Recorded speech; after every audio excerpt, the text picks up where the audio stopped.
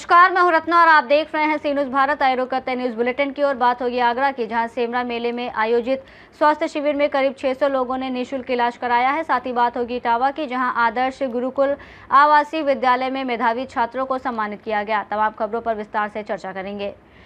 आगरा के सेमरा मेले में अस्पताल की टीम द्वारा आयोजित स्वास्थ्य शिविर में करीब 600 लोगों ने निःशुल्क इलाज कराया। मेले की कमेटी ने अनुरोध किया था कि मेला स्थल पर भारी भीड़ को देखते हुए अस्पताल निःशुल्क स्वास्थ्य कैंप लगाए। अस्पताल संचालक ने टीम भेजकर ये सुविधा मुहैया कराई। आगरा से सी न्यूज़ संवाददाता विष्णु बघेल की रिपोर्ट। बदायूं में मिशन शक्ति अभियान फेज 5.0 के द्वितीय चरण के तहत वरिष्ठ पुलिस अधीक्षक अंकिता शर्मा के निर्देशन में सभी थानों द्वारा महिलाओं और बालिकाओं की सुरक्षा, सशक्तिकरण और समस्याओं के निस्तारण के लिए चौपाल और जागरूकता कार्यक्रम आयोजित किए गए। अभियान के तहत महिला पुलिस कर्मियों ने प्रमुख बाजारों, कस्बों, स्कूलों, कॉलेजों और धार्मिक स्थलों पर विभिन्न सरकारी योजनाओं जैसे मुख्यमंत्री कन्या सुमंगला योजना, निराश्रित महिला पेंशन, प्रधानमंत्री उज्ज्वला योजना, आयुष्मान योजना, Beti Bachao Beti Padhao, one stop centre आदि की जानकारी दी। साथ ही हेल्पलाइन नंबरों और साइबर जागरूकता के बारे में भी प्रचार किया गया। अभियान 19 मार्च से 17 अप्रैल 2026 तक नियमित रूप से जारी रहेगा, जिसका उद्देश्य महिलाओं और बालिकाओं को सुरक्षित और सशक्त वातावरण प्रदान करना है। बदायूं से सी न्यूज़ संवाददाता आकाश तोमर की रिपोर्ट। बहराइच के तहसील सदर में आयोजित समाधान दिवस के दौरान एसडीएम आलोक प्रसाद ने दूरदराज से फरियादियों की शिकायतों को गंभीरता से सुना और संबंधित अधिकारियों को त्वरित, पारदर्शी, गुणवत्तापूर्ण निस्तारण के निर्देश दिए। उन्होंने स्पष्ट किया कि किसी भी स्तर पर लापरवाही बर्दाश्त नहीं की जाएगी और प्रत्येक प्रकरण का समयबद्ध और निष्पक्ष समाधान सुनिश्चित किया जाए। मौके पर तहसीलदार अनिरुद्ध यादव, नायब तहसीलदार सुरेंद्र यादव और अन्य राजस्व अधिकारी मौजूद रहे। बहराइच से सी न्यूज़ संवाददाता बिलाल की रिपोर्ट। इटावा के सफाई रोड स्थित आदर्श गुरुकुल आवासीय विद्यालय में वार्षिक परीक्षा परिणाम बड़े उत्साह और गरिमा के साथ घोषित किए गए, जिसमें उत्कृष्ट प्रदर्शन करने वाले छात्रों को शील्ड और मेडल देकर सम्मानित किया गया। कार्यक्रम के दौरान प्रबंधक और निदेशक डॉक्टर प्रवीण सोजिया ने मेधावी छात्रों का उत्साहवर्धन किया और कहा कि ये सफलता उनकी मेहनत, अनुशासन और शिक्षकों के मार्गदर्शन का परिणाम है। उन्होंने अन्य छात्रों को भी प्रेरित करते हुए मेहनत और लगन से आगे बढ़ने का संदेश दिया। शिक्षकों और अभिभावकों ने बच्चों की सफलता पर खुशी जाहिर की। डॉक्टर सोजिया ने कहा, हमारा उद्देश्य केवल पढ़ाई तक सीमित नहीं है, बल्कि बच्चों के सर्वांगीण विकास पर ध्यान देना है। इटावा से सी न्यूज़ संवाददाता असित की रिपोर्ट। फर्रुखाबाद में तहसील संपूर्ण समाधान दिवस ऑफिसर क्लब फतेहगढ़ में आयोजित किया गया, जिसकी अध्यक्षता जिलाधिकारी आशुतोष कुमार द्विवेदी ने की। सुबह 10:30 से जन सुनवाई में प्रार्थना पत्र आने लगे, जिसमें राजस्व विभाग ने 39, पुलिस विभाग 16, विद्युत विभाग 5, विकास विभाग 3 और अन्य विभागों से 14 प्रार्थना पत्र शामिल थे। कुल 77 प्रार्थना पत्र प्राप्त हुए और इनमें से 2 का निस्तारण मौके पर ही किया गया, जबकि शेष के लिए संबंधित अधिकारियों को निर्देशित किया गया। कार्यक्रम में जिलाधिकारी आशुतोष कुमार द्विवेदी के साथ पुलिस अधीक्षक आरती सिंह, एडीएम विनोद कुमार गौड़, परियोजना निदेशक कपिल कुमार, तहसीलदार सनी कनौजी और अन्य अधिकारी मौजूद रहे। आज सर संपूर्ण समाधान दिवस का आयोजन हुआ, इसमें कितने प्रार्थना पत्र आए, मौके पर कितनों का डिस्पोजल हुआ? समाधान दिवस पर आज 75 प्रकरण आए, इसमें 39 राजस्व विभाग के हैं, 16 पुलिस विभाग के और अन्य विभाग के हैं। 3 तात्कालिक रूप से निस्तारित हुआ, शेष वो समय गुणवत्तापूर्वक निस्तारित करने के लिए निर्देश दिए गए हैं। सर, राजस्व विभाग में अधिकतर शिकायतें आती रहती, लेकिन उनका कुछ निस्तारण ही नहीं। नहीं, ऐसा नहीं है कि निस्तारण नहीं होता है। कई प्रकरण ऐसे होते हैं जो सीधे प्रशासनिक दृष्टि से निस्तारित नहीं हो सकते हैं। जैसे कोई टीम गई, सहखातेदार हैं, तो कुछ मामलों में हल हो जाता है वही मौके पर, कुछ मामले में हल नहीं होता है, तो फिर उनको कॉम्पिटेंट कोर्ट में वाद दाखिल करके निर्णय लेकर कराना पड़ता है। तो अलग अलग प्रकृति होने के कारण निस्तारण में कुछ समस्याएं आती हैं, विलम्ब होता है। फिर भी ये हर एक माह में समाधान योजना चलती है, सुनवाई भी चलती है, तो ये कंटिन्यूअस प्रोसेस है, लगातार गुणवत्तापूर्वक ठीक समय काम कराने की योजना चलेगी। ठीक। फर्रुखाबाद से सी न्यूज़ संवाददाता आदेश की रिपोर्ट। खबर जोधपुर से है, जहां एनटीएफ ने 175 दिनों में अपने गठन के बाद इतिहास रचते हुए 563 करोड़ रुपए मूल्य के मादक पदार्थों की रिकॉर्ड तोड़ कार्रवाई की है। इस दौरान पूरे राज्य में 18 चौकियां, एक थाना और मुख्यालय स्थापित कर प्रशिक्षित कार्यबल तैनात किया गया, जिससे नशा तस्करों में अफरा तफरी मची। एनटीएफ ने 258 बड़ी कार्रवाई में गांजे और अफीम की अवैध खेती के 5 प्रकरणों का खुलासा किया, 30 एमडी फैक्ट्रियां पकड़ी, 5 बड़ी अफीम खेपें जब्त की और 45 वांछित तस्करों को गिरफ्तार किया। चौकियां स्थानीय स्तर पर सूचना संकलन करती हैं और मुख्यालय में तकनीकी विशेषज्ञ फील्ड से प्राप्त सूचना के आधार पर अभियानों का संचालन करते हैं। पुलिस महानिरीक्षक विकास कुमार के नेतृत्व में सभी ऑपरेशंस का मार्गदर्शन किया जाता है। एनटीएफ के द्वारा पकड़े गए 45 बड़े तस्करों में 13 अन्य राज्यों से और 32 राजस्थान के विभिन्न जिलों से हैं, जिनमें राज्य के टॉप 5 मोस्ट वांटेड तस्करों में से 4 शामिल हैं। अभियान के दौरान कर्मियों को बहुआयामी अभिनंदन योजना के तहत पुरस्कृत किया गया। 75 दिनों में 258 कार्रवाइयों को अंजाम देकर एएनटीएफ ने एक नया कीर्तिमान गढ़ा है। T20 की सी रफ्तार में 145 के औसत से प्रतिदिन 1.45 कार्रवाइयाँ करते हुए 258 कार्रवाइयों के कीर्तिमान का अंबार गढ़कर एएनटीएफ लगातार तेजी से अपनी मंजिल नशामुक्त राजस्थान की ओर बढ़ रही है। अब तक की गई कार्रवाइयों का अनुमानित मूल्य करीब 563 करोड़ रुपए है, जो सिर्फ 175 दिनों की कार्रवाइयों में 563 करोड़ रुपए की कार्रवाई, यह एक बड़ा रिकॉर्ड है, एक बड़ा कीर्तिमान है। जैसा हम सबों को विदित है कि एएनटीएफ की 18 चौकियां राज्य के विभिन्न जिलों में कार्यरत हैं, जो संवेदनशीलता की दृष्टि से श्रेणीबद्ध करके कार्यरत की गई हैं। एक थाना और एक मुख्यालय है। मुख्यालय की टीम जयपुर में है और 18 चौकियां राज्य के विभिन्न क्षेत्रों में हैं। चौकियों के द्वारा मानवीय सूचना का संकलन और ऑपरेशन को जमीन पर धरातल पर मूर्त रूप प्रदान करने की कार्रवाई की जाती है। मुख्यालय की तकनीकी शाखा, करीब 1 दर्जन व्यक्तियों की तकनीकी शाखा उस आसूचना का विदोहन करके उसको ऑपरेशनल बनाना, अभियान मूलक बनाना और फिर अभियान का नेतृत्व, मार्गदर्शन और दिशा निर्देश देने का कार्य मुख्यालय के द्वारा किया जाता है। अब तक एएनटीएफ ने अपने गठन के बाद से 25,000 और उससे ज़्यादा के दुर्दांत, कुख्यात, वांछित नशे के स्वयंभू सरगना, जहर के सौदागरों, मुख्य सूत्रधारों पर कार्रवाई की जा चुकी है।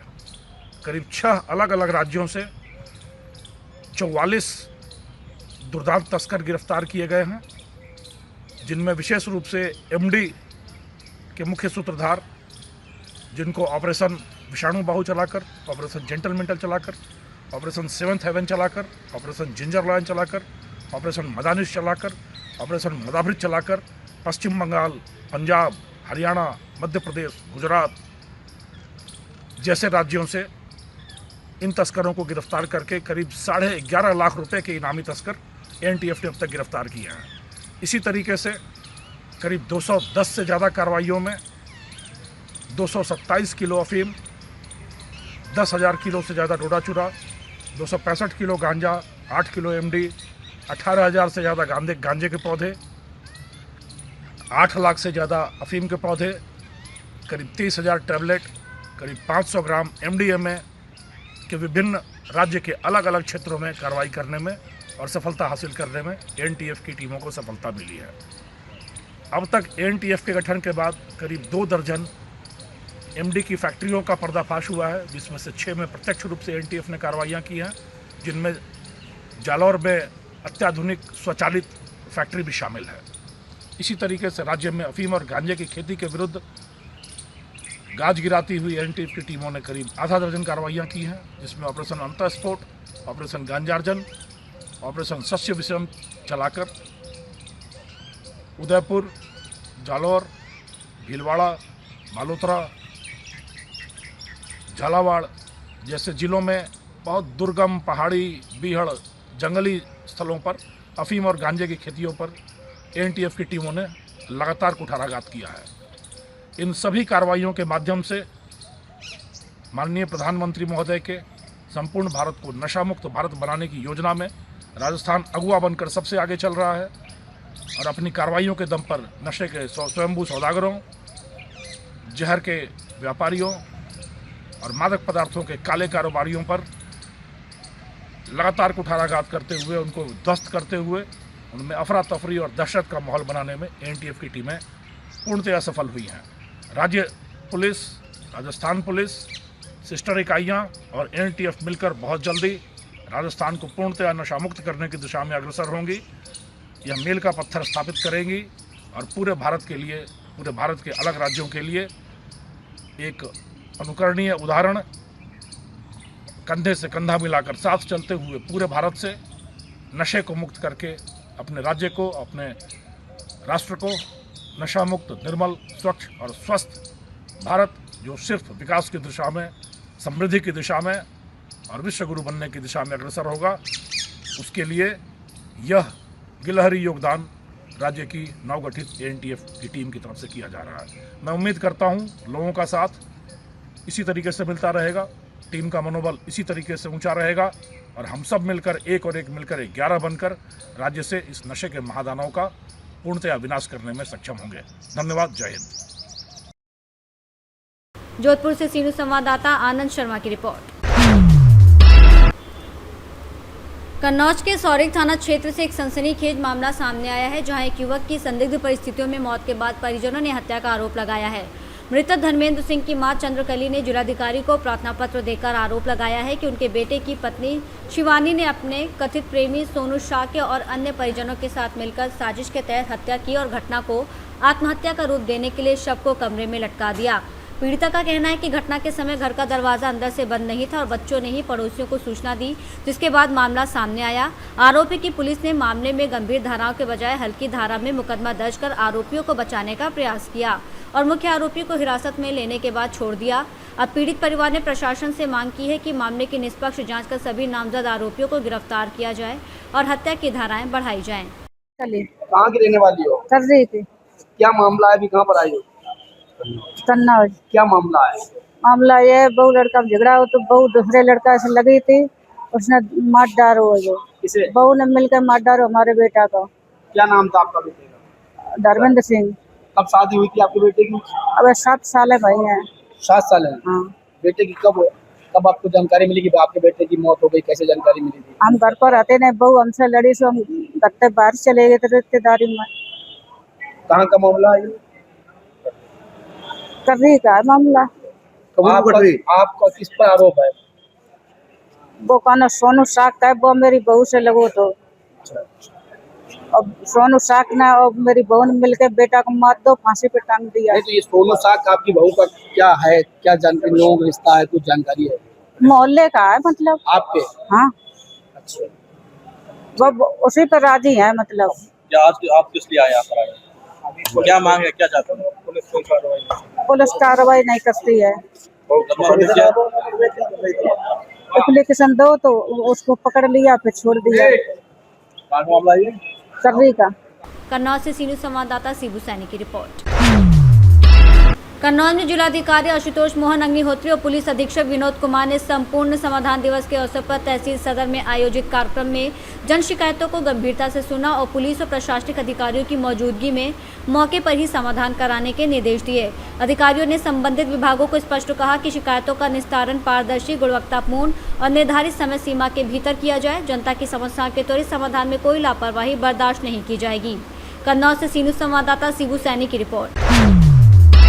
खगड़िया जिले में अवैध हथियारों के खिलाफ पुलिस का अभियान लगातार जारी है। इसी कड़ी में गोगरी अनुमंडल के मड़ैया थाना पुलिस को बड़ी सफलता मिली है। पुलिस ने गुप्त सूचना के आधार पर ग्राम मड़ैया वार्ड नंबर 9 स्थित भोला चौरसिया के घर छापेमारी कर एक देशी मास्केट और एक देशी कट्टा के साथ हथियार तस्कर भोला चौरसिया को गिरफ्तार किया। इस संबंध में परबत्ता शस्त्र अधिनियम के तहत विधि सम्मत कार्रवाई की जा रही है। छापेमारी दल में सह थानाध्यक्ष सावित्री कुमारी, बेचन सिंह और सशस्त्र बल शामिल थे। तो क्या कुछ संबोधित करना चाहिए, क्या कुछ खगड़िया पुलिस को सफलता हाथ लगी है? पुलिस अधीक्षक महोदय, खगड़िया के दिशा निर्देशानुसार हथियार तस्करी एवं तस्करों पर नकेल कसने के लिए लगातार छापेमारी अभियान जारी है और इसी क्रम में दिनांक 4 अप्रैल 2026 को मड़ैया थाना पुलिस को गुप्त सूचना मिली कि ग्राम मड़ैया वार्ड नंबर 9 में स्थित भोला चौरसिया के घर पर अवैध हथियार रखा गया है। गुप्त सूचना के आधार पर विधिवत छापेमारी की गई है और मड़ैया थाना अंतर्गत एक देसी मस्केट एवं एक देसी कट्टा के साथ भोला चौरसिया को गिरफ्तार किया गया है। इस संबंध में मड़ैया थाना कांड संख्या 141-26 दर्ज कर अग्रेतर विधि सम्मत कार्रवाई की जा रही है। बरामदगी में एक देसी मस्केट है, एक देसी कट्टा, भोला चौरसिया पेशर सिकंदर चौरसिया साकिन मड़ैया वार्ड नंबर 9 को गिरफ्तार किया गया है एवं छापामारी दल में थानाध्यक्ष स्वयं सावित्री कुमारी एवं सनी बेचन सिंह मड़ैया थाना उपस्थित थे।